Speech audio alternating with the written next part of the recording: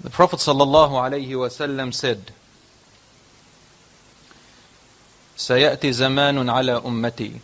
There shall come a time upon my ummah, upon my nation, upon the people who follow me, upon the people who believe in me. They call themselves Muslims and believers. My ummah,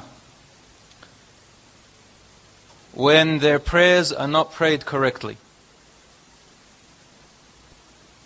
and when high buildings spread in every place, when people swear in the name of Allah a lot about everything without fulfilling their oath, people curse each other a lot, bribery and adultery prevails, people neglect the hereafter in order to buy the luxuries of this world in exchange for the hereafter.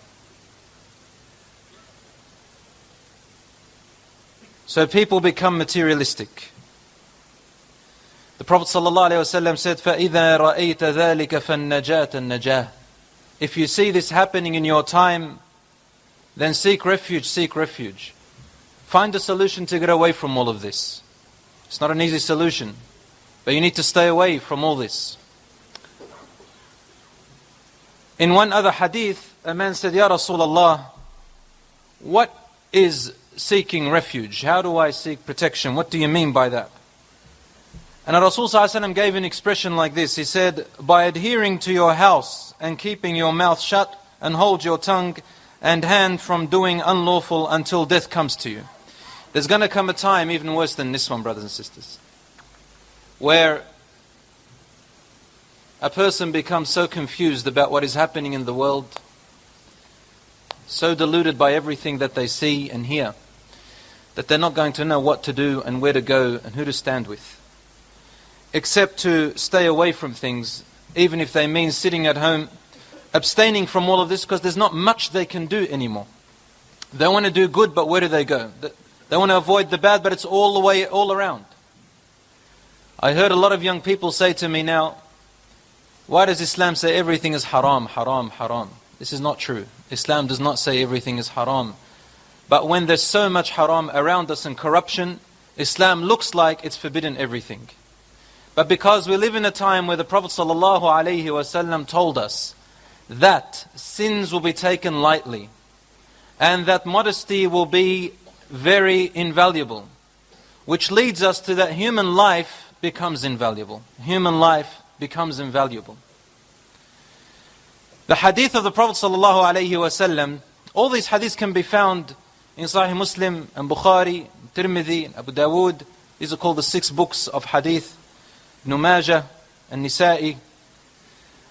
The Prophet ﷺ is telling us prayers are not prayed correctly. People pray without really meaning to pray anymore.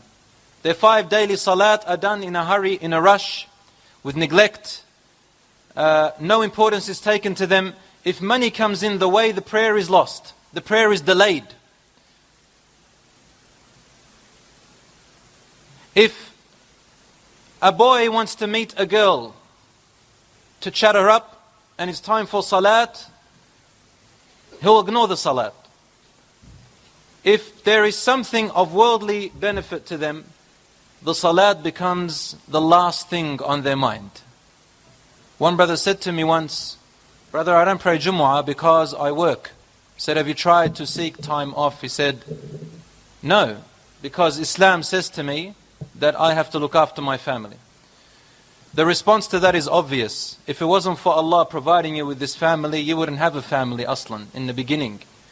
When you turn away from Allah and become ungrateful to Him and rely on other than Allah subhanahu wa ta'ala, Allah describes this type of family like the family of the spider in the Quran. The family of the spider is very weak, it falls apart. It's not stable.